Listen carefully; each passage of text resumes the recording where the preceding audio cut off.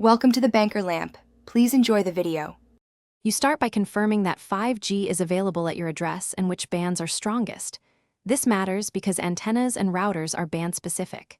Next, buy a 5G NR router or gateway that supports those bands and has external antenna connectors for better signal.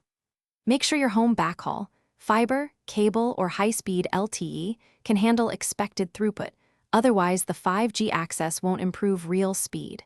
Once done, unbox equipment and place the router near a window facing the nearest cell tower. Now you install external antennas and optimize placement because orientation and cable loss determine performance. Mount a directional antenna on a roof or high exterior point, aim it toward the nearest tower. Use a signal meter or a smartphone app to check RSRP/RSRQ and adjust for best numbers. Connect using low-loss coax and keep cable runs short. Long cables reduce signal. Make sure connectors are tight and weatherproofed. Once connected, power the router and verify it registers on the correct 5G band and network. Finish by configuring the router.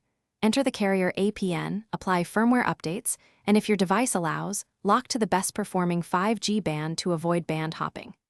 Configure Wi-Fi SSID, WPA3 or WPA2 security, CO-S for priority devices, and LAN rules for fallback to wired broadband. Test speeds and latency with multiple devices.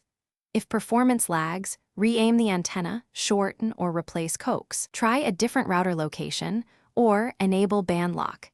This single troubleshooting step often fixes intermittent throughput issues. Thanks for watching. If this was helpful, leave a like and consider subscribing. See you next time.